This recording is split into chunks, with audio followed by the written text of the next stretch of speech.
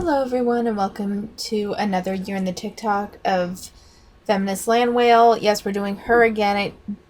I was trying to establish a rotation, but it's falling apart and I don't remember who I was supposed to do next. So, Feminist Landwhale is the one that I really wanted to finish up next. I don't know if we're going to finish her up. We have quite a bit to get through. I don't think it's possible to finish her up in this video, especially since I'm going to have to cut it a little bit shorter, and by shorter I mean instead of an hour and a half, we're going to aim for around an hour.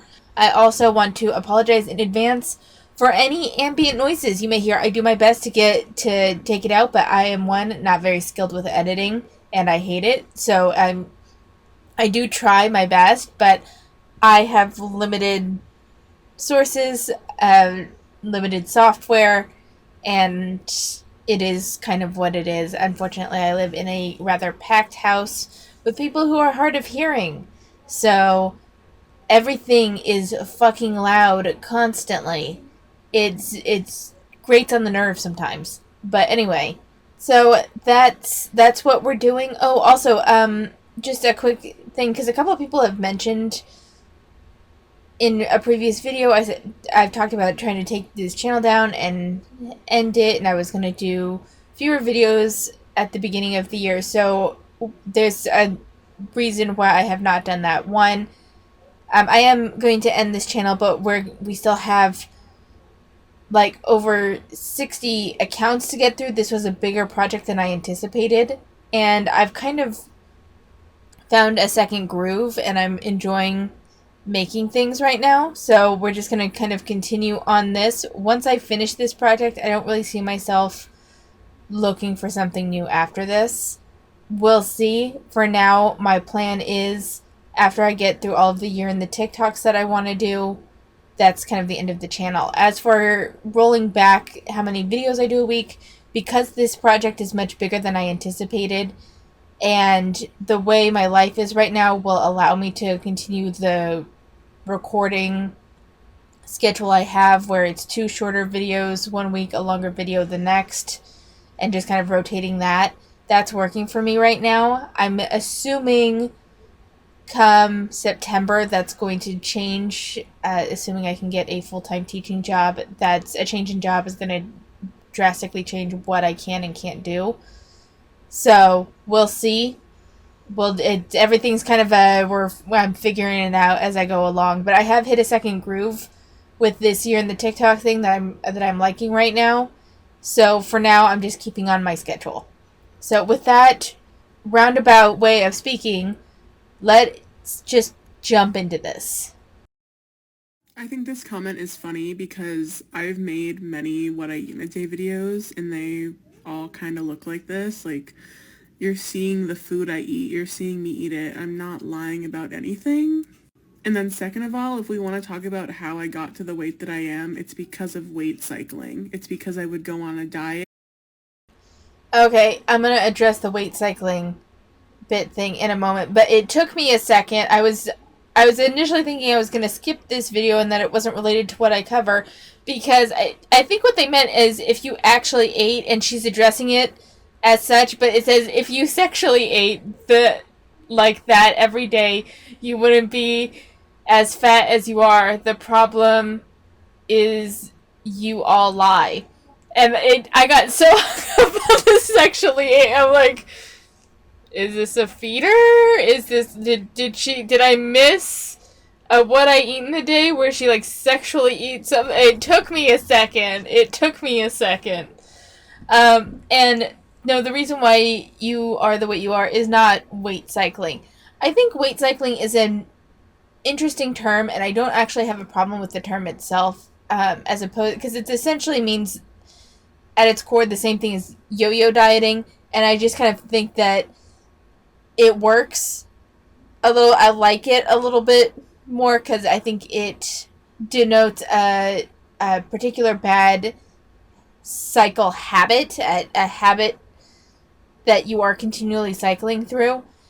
But what she's going to say is that diets don't work and blah blah blah, when in reality fad diets don't work and what you need is a lifestyle change. But let's go ahead and let her finish. and restrict myself a lot, and then I would lose weight and then I'd gain it all back, and now my metabolism is slower. So yeah, it is harder. I I think there's a way you can test your metabolism. I would like to see if she can actually get it tested and if it's outside the norm. Like, as in, it's a literally slower metabolism than average. I'm not sure if you can actually get that tested, but if you can't, then this is all just assumption on her part. But the thing is that if it's one thing that I've learned through this process that I've been on with trying to lose weight and trying to bring down my calorie consumption in general, and it's something I really learned when I had COVID, because like I didn't want to eat anything. I was able to get down my breakfast because it was all liquid, and then I wouldn't eat anything until like 7 that night. And even that was just an apple because I literally could not stomach anything. And that went on for like 4 or 5 days. And it made me realize, because even though I wasn't eating and I guess what I should say is, I would take a bite of something immediately, put it down, and then not touch anything for another few hours. So until I got to that like apple at 7 o'clock at night. And what was happening is that I realized I got very used to be like, I'm bored, I can't do anything. Okay, you know what? I want something sweet. We had a bunch of like Christmas snacks around, and so I'm like, I'm gonna go get my that chocolate bar or that candy or whatever. I took a bite of the candy. I could not stomach it. It was just like, I can't even do this, and I would put it back. And it made me, that whole process with COVID really made me reflect a bit on how sometimes I eat out of boredom. I eat for emotional comfort sometimes. And something that I hadn't really considered was sometimes I think I just eat out of habit. Like, oh, it's 4 o'clock, I guess I'll eat something. Like, it was weird. It was kind of weird because I wasn't hungry, but I was like, well, I haven't had anything the other day, so it's not going to hurt me. And then I would like try to take a bite of something, and I couldn't handle it.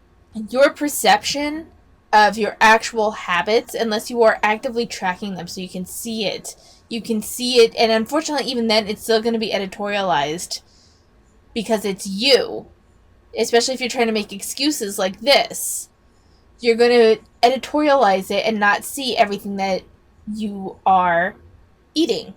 I guarantee if someone followed you around all day, took note of every single thing that you ate, you would see that you eat far more than you realize.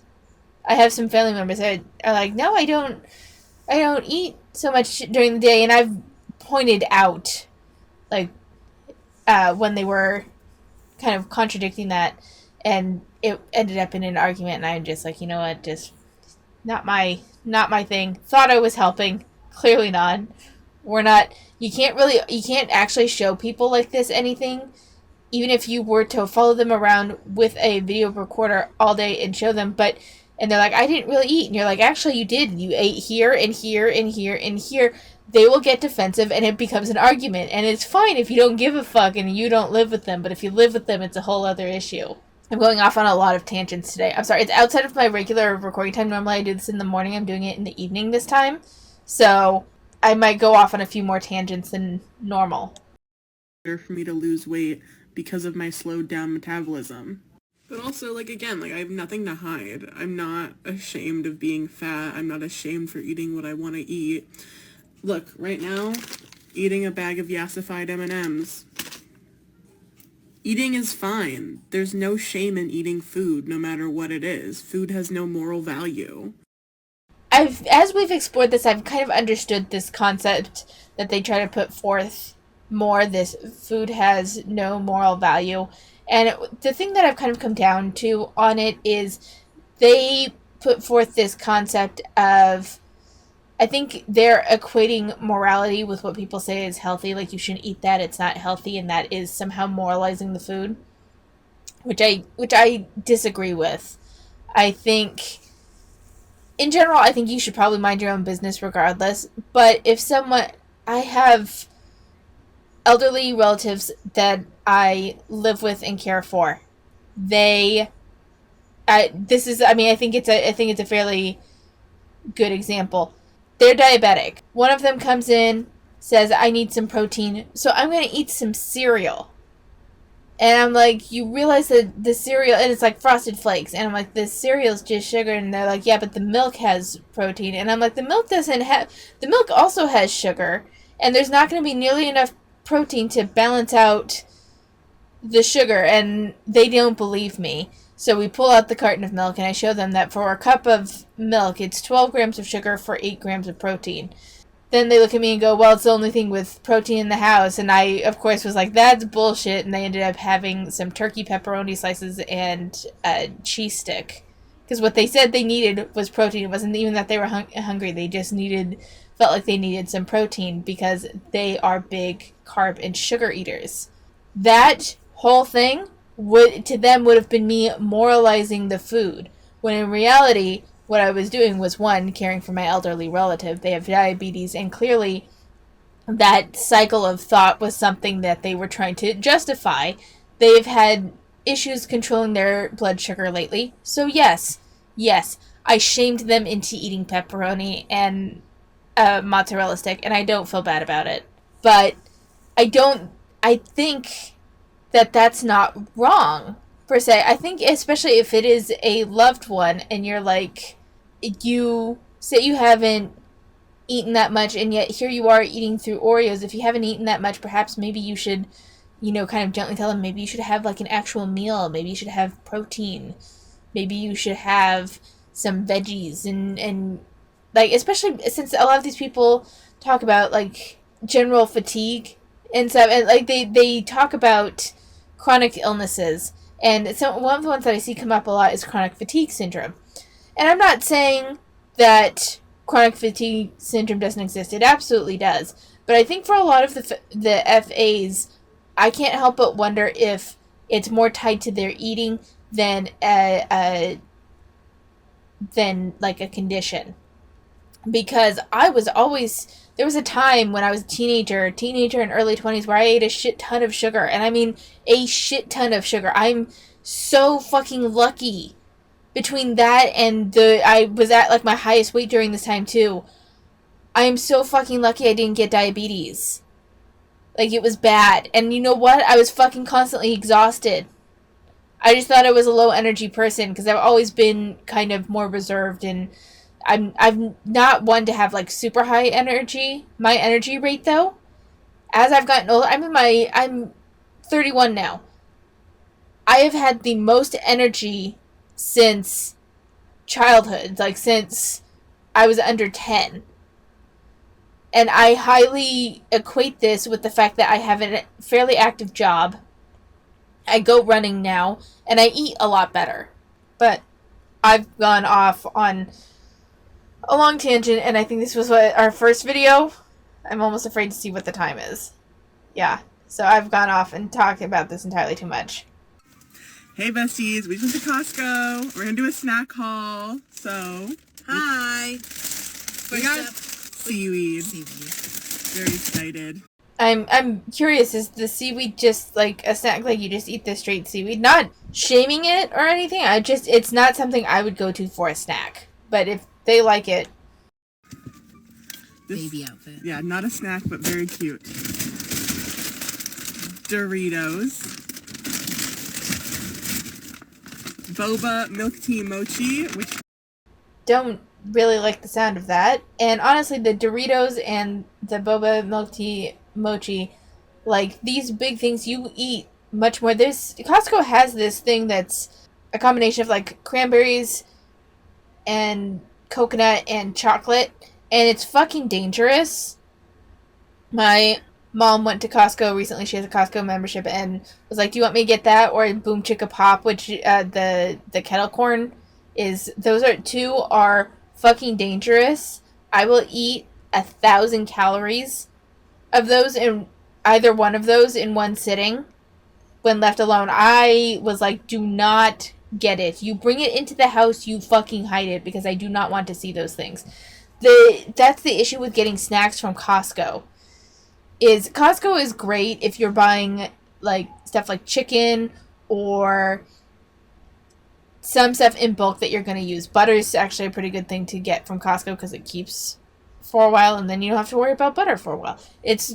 Costco can be great for a lot of things. I'm not dissing Costco. I love Costco.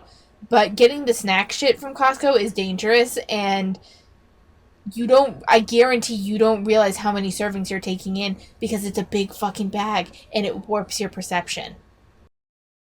We want to try right now because we're really hungry. Cheers.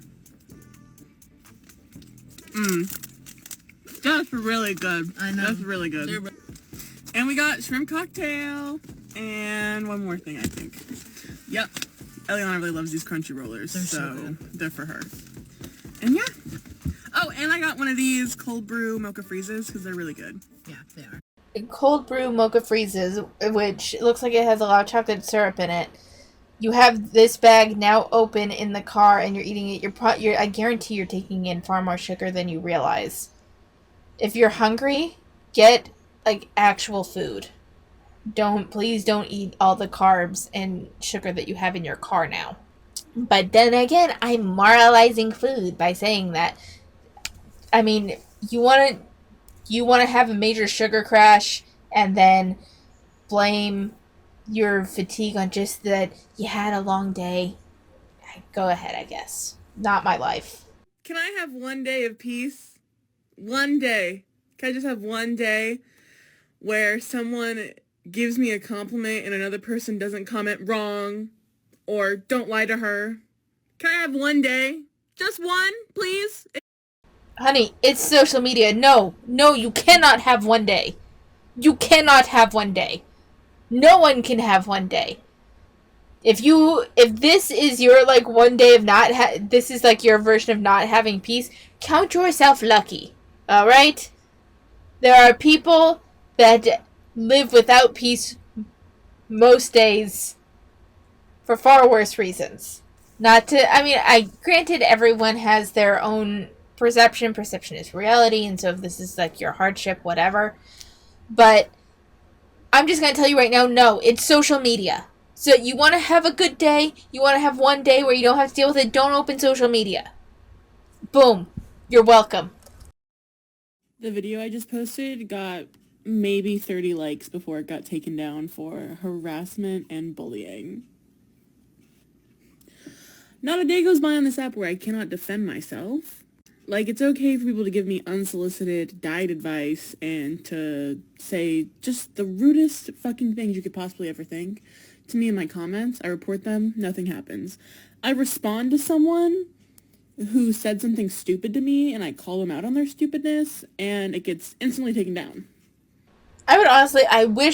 So I've been following that video. I don't think was ever restored because I didn't see it before I got to this. But something that's important to know is that you reporting someone for posting a comment and someone reporting your video are not exactly equal. And the reason for that is you are the creator for someone who posted on your video and you have the power to delete that comment. You can absolutely report the user, but getting the user restricted or banned is a far cry from getting a video taken down or deleting a comment. Furthermore, you have the power to delete that comment so that way it's no longer in your space and no longer visible to others. So more or less, like, it's a log that TikTok can keep. Like, I think there's probably a threshold that has to be met for harassing behavior before an account is taken down. But then you posting a video responding to a comment with the comment up there with the person's username up there, calling them stupid and what else, because I don't know, we don't know exactly what you said. It could have been inflammatory, it could have been, I don't know what she said, but it could have been seen as harassment. And the reason why reporting that can get the video taken down easier is because that person does not have the power to delete your video. That person does not have the power to remove the unwanted criticism from your page because it's your page. So depending on the level at which you took something, which with FAs I don't doubt is like fairly high, they tend to take they there's no real escalation. It's 0 or 100 and there is no in between. I it's not just a matter of you defending yourself. Marissa often said that she defended herself and she was just nasty. So those people don't have the power to take down your video. You have the power to delete their comments. It's not that's not an equal comparison. I'm not even surprised. Like, I honestly was expecting it. I literally had the thought of like, wonder if this one's gonna get taken down, and then it did. So great being fat on the internet. And they try to turn this into some marginalization thing because they're fat. And they just don't, in reality, it's just that they just don't want to acknowledge the power imbalance in their favor in this context. One thing that's not talked about when it comes to being like a micro-influencer is the fact that I have a completely separate career with different goals that has nothing to do with my TikTok and how the two of them like interact. Oh, hello. I really hate the concept of micro influencers. Like, let's be honest, if you're not fairly big, you're not really you're someone that makes content on the internet. I would never call myself an influencer. Granted, I'm not I my channel is not about fashion or anything like that, but it just seems so dumb. This whole I don't know why it just bugs me. If you don't know, I am currently going to school for public health and I work in public health. And I would love to incorporate that into my TikTok somehow and like talk about what I do and show what I do and like educate people. However, I would rather die than ever put on a resume that this TikTok account is something that I do. I don't know why. Maybe I'm a little embarrassed to be making TikToks or whatever, but I just also think it has no relevance. Like, me talking about body positivity is something I really care about in the videos I make. So actually, I, for one, actually agree with her on this. This content that I make on here, as you all know, is has no real connection to my day job. Like, it's not. Granted, this is not like a job. This is just a hobby, something that I put out. I put out videos once a week, once to twice a week. But I definitely feel like it's something that, it's not relevant to my job, and it really shouldn't affect my job. And that's part of the reason why I personally hide my face. And honestly, since that's the case, since she shows her face, she should actually probably be fairly thankful that TikTok took down some of those videos, because those can get her. If she goes off on people and gets like really nasty the way some of them can, some of the FAs can, like, if someone from her job would find her, she can get in deep shit for it. I'm all proud of, but like this, I'm applying for health educator positions at like syringe access sites right now. They don't need to know I have this TikTok account, right?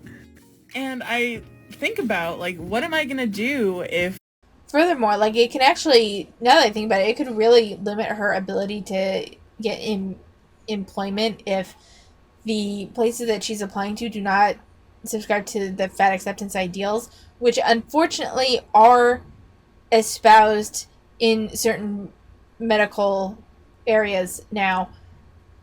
That I'm not going to get into that super much, but like, if the place does not ascribe to that and she were to get a job there, and there would be anything on this TikTok account connecting her to that hospital or medical company or whatever, it could be a bad look because it would be viewed as her representing the place.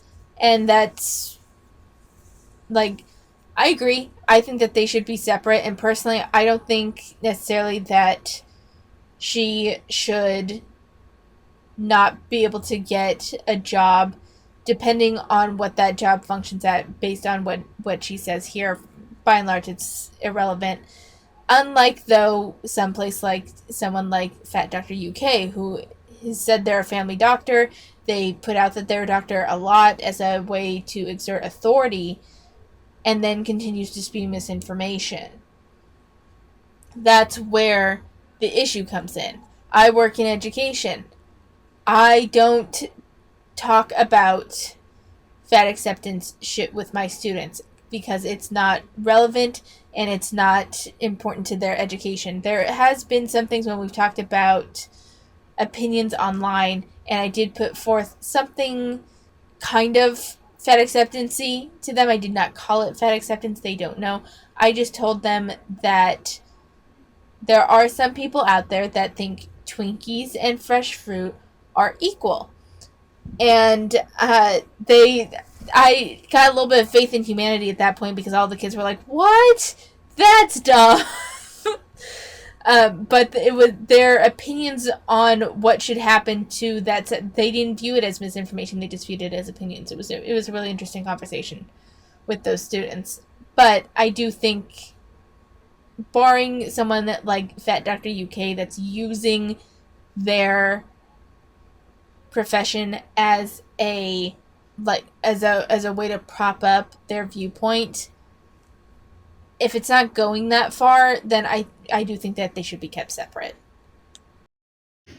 My career is so demanding that I can't make TikToks anymore, or vice versa. What if my TikTok account becomes so big and requires so much energy that it interferes with my day job? And I don't know, it's funny to me to think about how I have two separate professional career lives. Like, I feel like I'm living a double life. Like, I'm so perhaps this is me being a boomer. Perhaps I'm just a bitch. I think it's ridiculous to say that you posting TikToks of fat acceptance, get ready with me's, and you sitting outside of a concert event. Like, I don't think it's. I guess I am a boomer because there are influencers that do shit like that, and they get lots of products, and they get sponsorships, and it is what it is. So I guess I'm just a boomer, but I don't know. There's something about. I mean, like she said, she's a micro influencer, so calling it a career just seems like a big. That seems like it's making it bigger than it is. It kind of reminds me of. I have an aunt that said she's in the film industry because she was an extra one time on a web series once. And that was over 10 years ago. I get just the way these are fluffed irritates me. It just rubs me the wrong way. I feel like I go to work and I sit there and I'm like, no one knows I have 30,000 followers on TikTok. And frankly, I'd like to keep it that way. I don't want my coworkers to know. Like, I know that my boss knows, and like that is a lot for me to handle, and I wish she didn't know, quite frankly. But yeah, I've just been thinking about that and thought I'd share with you guys. If any of my mutuals can relate, please let me know. Also, Elvis says hi. He's being very affectionate right now, so. But honestly, like, not wanting your boss to know that you have an account on social media that has a modest following. Her following is far bigger than mine, but even so, even I mean, I never thought I would have 2,000 subscribers quite when I started this channel. I figured no one would ever watch, and I would just make these until I got bored, and then I've had a lot more interaction on these videos than I ever anticipated, and I'm so thankful for you guys. But I don't want my boss to know. And it's part of the reason why I keep my face hidden. Because I don't want anyone to know. Why is this okay, but this isn't? Why? Oh, but see? People harassing me in my comment section, me responding to them with equal malice. That's the thing, though, is that the perception of malice is subjective. So, you can actually, and the way we've seen it with FAs is that they'll take a small comment that's like, that's not healthy, though, and they'll just fucking go off. They'll go off, and they'll, like, call people stupid and idiots and get off the internet, and, like, clearly you're uneducated and whatever. And it's like, it's not equal malice, and you guys can be downright fucking nasty. Alright, so the comment reads, notice how they don't answer anymore. Good morning, besties. I woke up to this comment as well as a couple of others, and I just want to clarify some things first. The body positivity movement was created by fat black women. It has its roots in fat liberation, black liberation, as well as disabled people's liberation. However, it has since been co-opted by mainly thin, cis, able-bodied white women, and since then has become a self-love movement.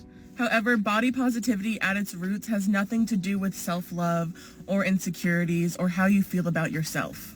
The body positivity movement was created to liberate people with marginalized bodies. I'm sorry, I just don't think that this is the case. From everything that I've seen from major body positivity, if you look outside of fat acceptance circles, if you look outside of fat acceptance media, every understanding that I've ever seen of the body positivity movement, I understand the connection that they're making with fat, black, and disabled spaces, mostly because the idea of the body positivity is like what it is kind of like the self-love movement and the general self-acceptance. I don't think that it was ever meant to be this radical thing. That doesn't, I think it would have not caught on if it was as radical and meant to be this kind of social justice statement. I don't think it would have caught on the same way if that was the original intent.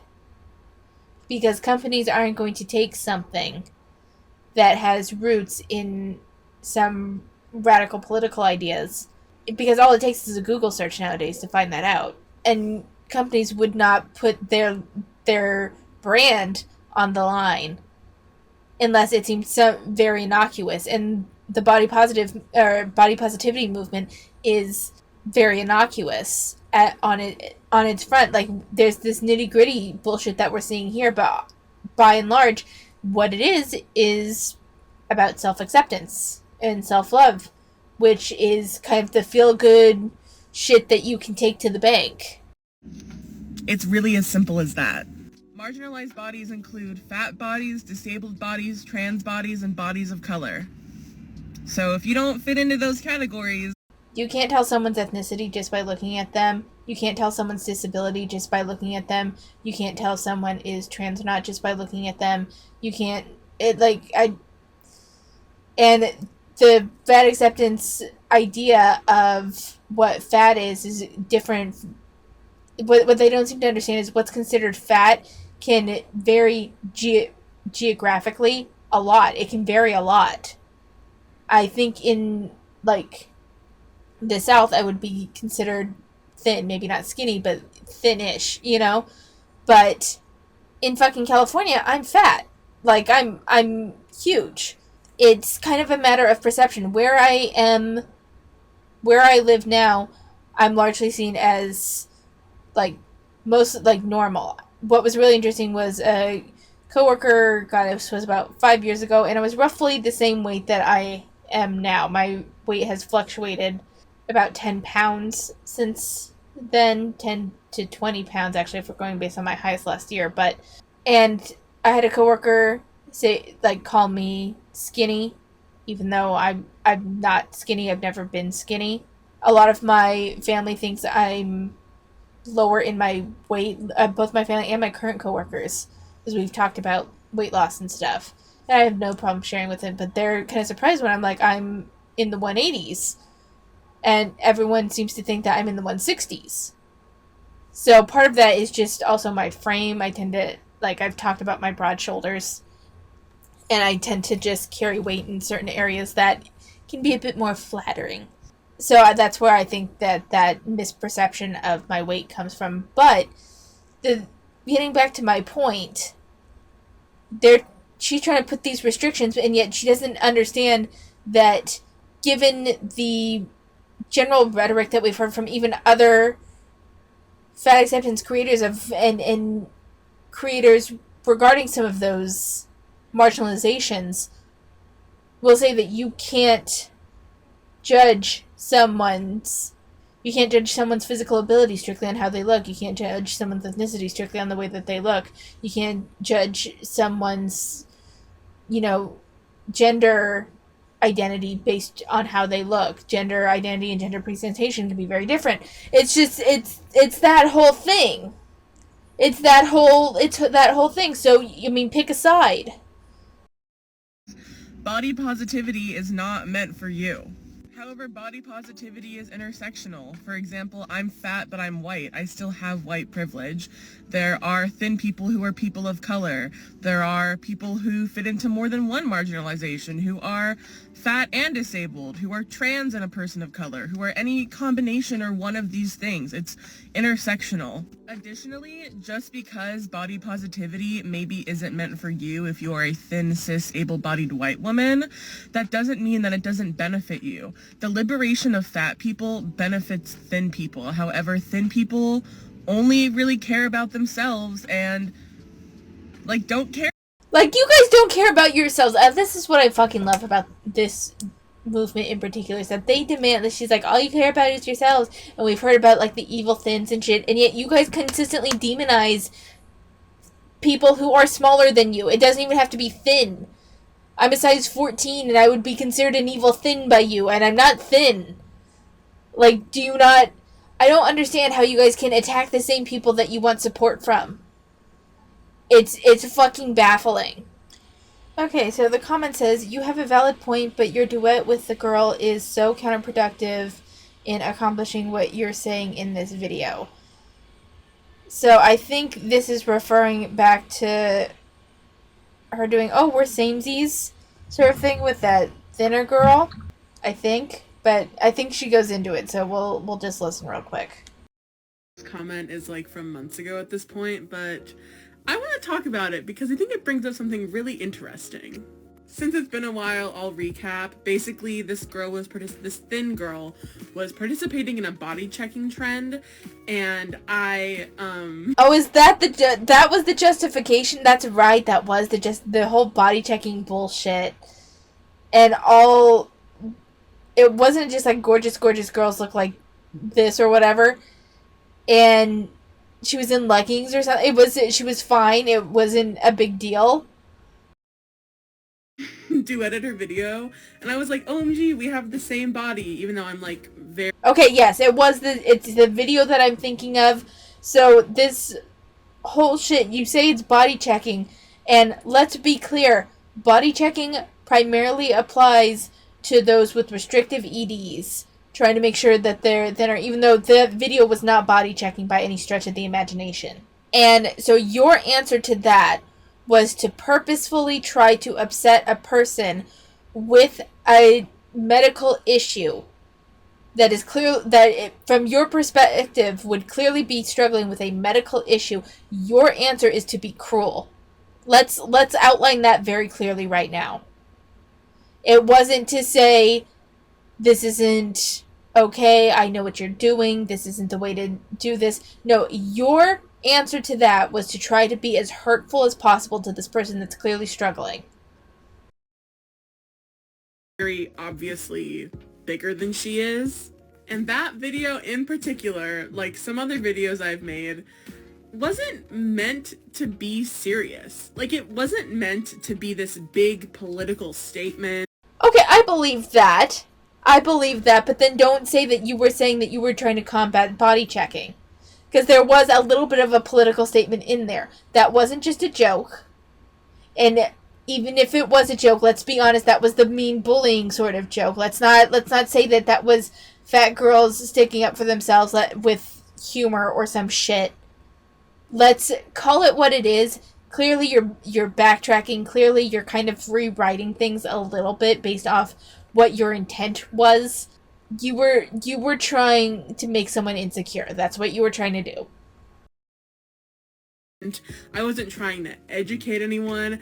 I was just trying to troll this girl because she was participating in a body checking trend and being fat phobic in her other videos and in I just love that the whole that she was morally in the right because that girl was being fat phobic. And yet if you say it was body checking, then you are referring to her as having an ED. She did not look like she had a restrictive ED to me.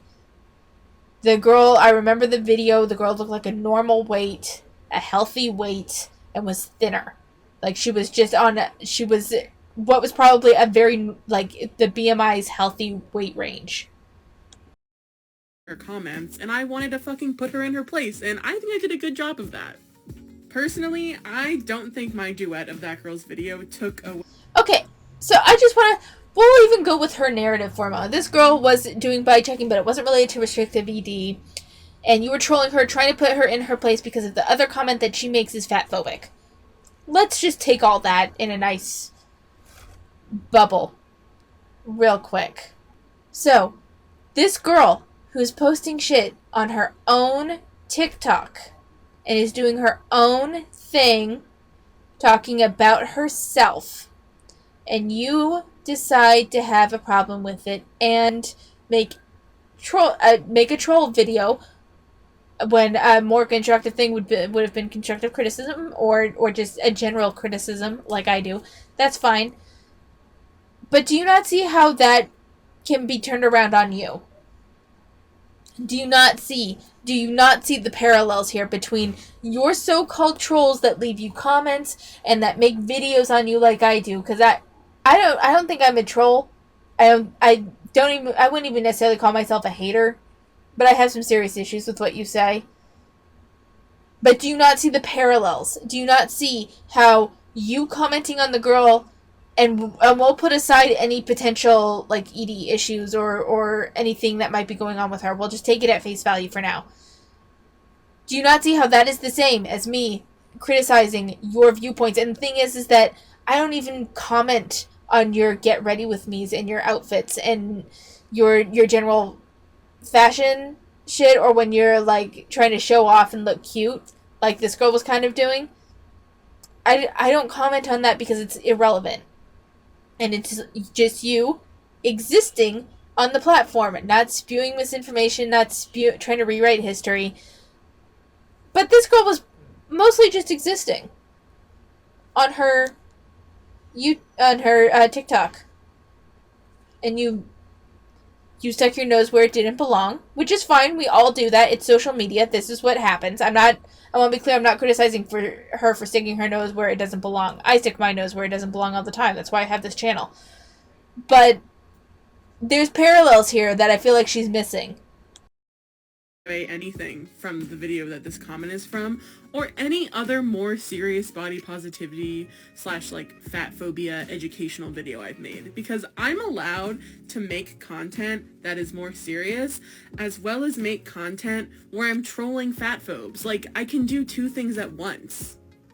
Also, even if I duetted her video or I stitched it and I like really made some good valid points with research-based evidence, and I like talked to her about how body checking is wrong, and I did this, that, and the other thing, do you think she would have listened to me?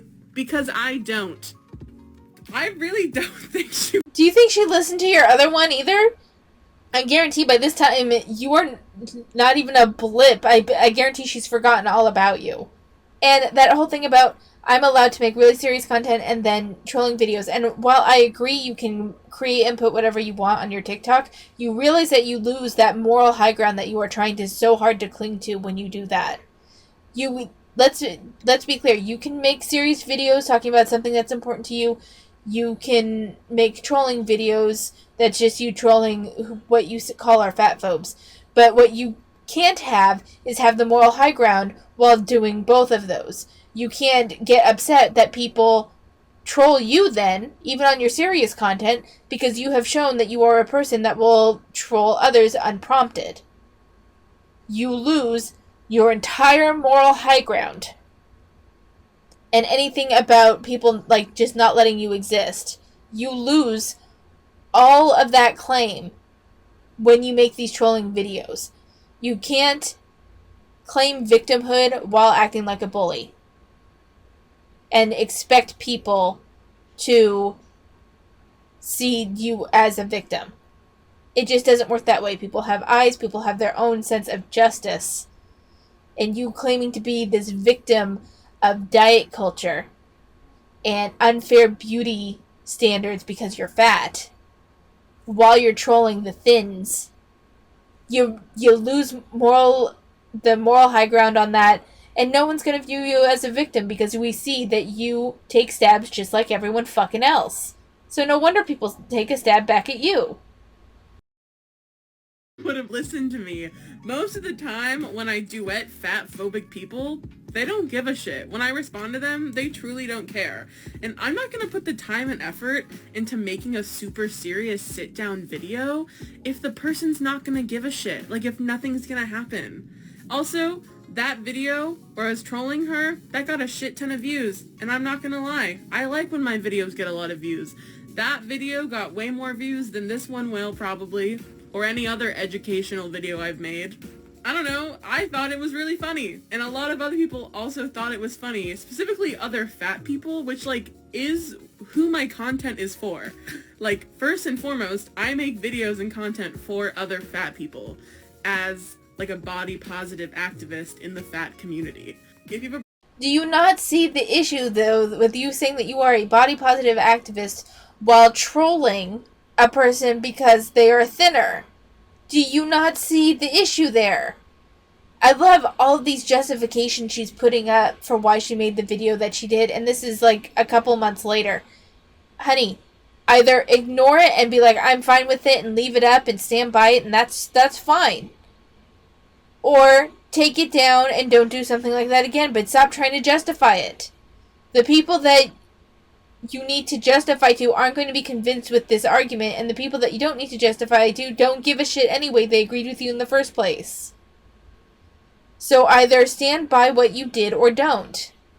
But stop trying to do both at the same time. Stop trying to stand by what you did while also justifying your actions within the general scope of morality and how you were still in the right. There are some people that will view you as in the right. Many viewed you in the wrong. So your choice is to either take down it and rethink your content, or stand by what you did and say, fuck it, I don't care, but stop trying to justify yourself. Because you're just looking... I don't mean to... I'm not trying to call her pathetic, but I think this really comes across as a little pathetic, with her still trying to justify bad behavior as morally right in some way. She comes across as one of my 4th graders. So I just want to clarify something that I said at the end of the last video about her behavior and 4th graders. I expect a 4th grader to do something wrong and justify it so that way it seems conventionally right, while still trying to stand by their actions. I would expect that from 4th grade. That's typical of 4th grade, and that will carry on for several grades, because that's the age that the kids are when they're trying to reconcile their actions, what they believe is right, with the societal expectations and the societal norms of what is right, and they're trying to figure out where they land. That's expected of that age group through high school even. My issue is that I would expect that from, traditional school age children. She's 22. So I just wanted to be clear, I'm not insulting my 4th graders. I love my 4th graders. I'm just, yeah. So anyway, let's move on. But being body positive is not an excuse to neglect your health. Hi, my name's Sarah. I'm a community health worker and I'm studying public health, and I want to talk about this video and what's wrong with it.